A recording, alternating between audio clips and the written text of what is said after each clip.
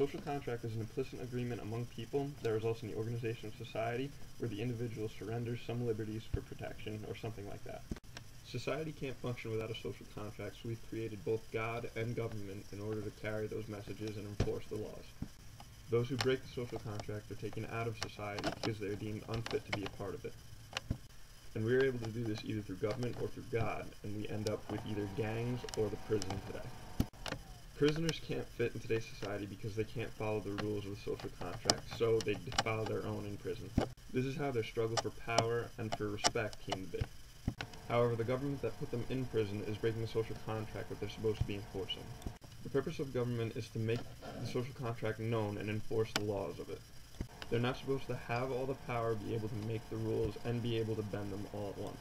This comes back to Joy James's snitching article, where the government is taking too much power into their own hands. And they are not only abusing it in this way, they're also abusing it with capitalism itself. Marx was right in believing that capitalism was bad because there's no trade and there's alienation. Just one of the things that capital leads to is the alienation of workers from their work, which is the surrender of their liberties, but they don't get anything out of it. Like Marx said, in order for human beings to become authentically human, they need to be universal, follow the same social contract rules, and work together to achieve the most for the species instead of just the top 1 or 5% in capitalism.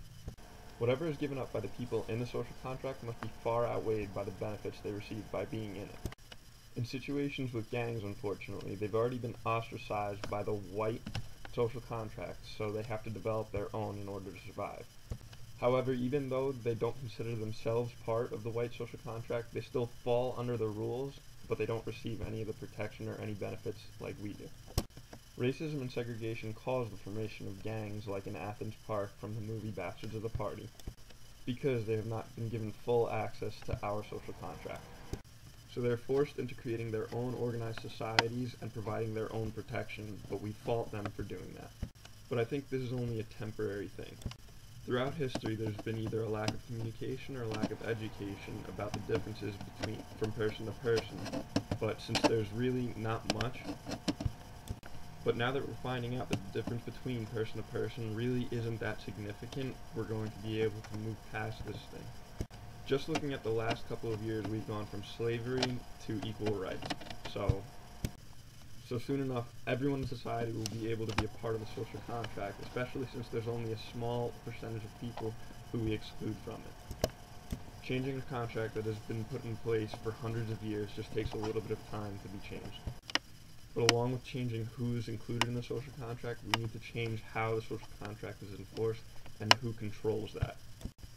Because the people who invent the social contract need to be making the rules and the changes to it, and not the people who simply have all the power in society.